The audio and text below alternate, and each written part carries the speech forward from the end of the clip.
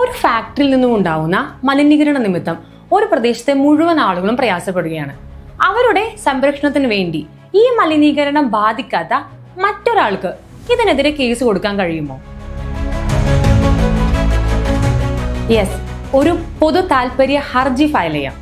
Public interest litigation, in short PIL. പേര് സൂചിപ്പിക്കുന്നത് പോലെ തന്നെ പൊതുവായിട്ടുള്ള ഒരു താല്പര്യം സംരക്ഷിക്കുന്നതിനോ നടപ്പിലാക്കുന്നതിനോ വേണ്ടി കോടതിയിൽ ഫയൽ ചെയ്യുന്ന ഒരു കേസാണ് PIL. പൊതു താല്പര്യം എന്നാൽ സമൂഹത്തിന്റെയോ ഒരു ജനവിഭാഗത്തിന്റെയോ റൈറ്റ്സ് ആണ്. സോഷ്യലി, എക്കണോമിക്കലി, എഡ്യൂക്കേഷണലി വീക്ക് ആയതിനാലോ മറ്റു കാരണങ്ങൾ കൊണ്ടോ ഒരു കൂട്ടം ആളുകൾക്ക് അവരുടെ അവകാശ ലംഘനത്തിനെതിരെ കോടതിയെ സമീപിക്കാൻ കഴിയാതെ വരുമ്പോൾ ഏതൊരു പബ്ലിക് സ്പിരിറ്റഡ് സിറ്റിസൺ അല്ലെങ്കിൽ ഒരു സോഷ്യൽ ഓർഗനൈസേഷന് PIL ഫയൽ ചെയ്യാം. അങ്ങനെ ലോക്കസ് സ്റ്റാൻഡിംഗ്, ആരുടെ റൈറ്റ്സ് ആണോ വയലേറ്റ് ചെയ്യപ്പെട്ടത് അവർക്ക് മാത്രമേ കോടതിയെ സമീപിക്കാൻ കഴിയുള്ളൂ എന്ന ഒരു ട്രഡീഷണൽ റൂളിന് എക്സെപ്ഷണൽ കേസാണ് PIL.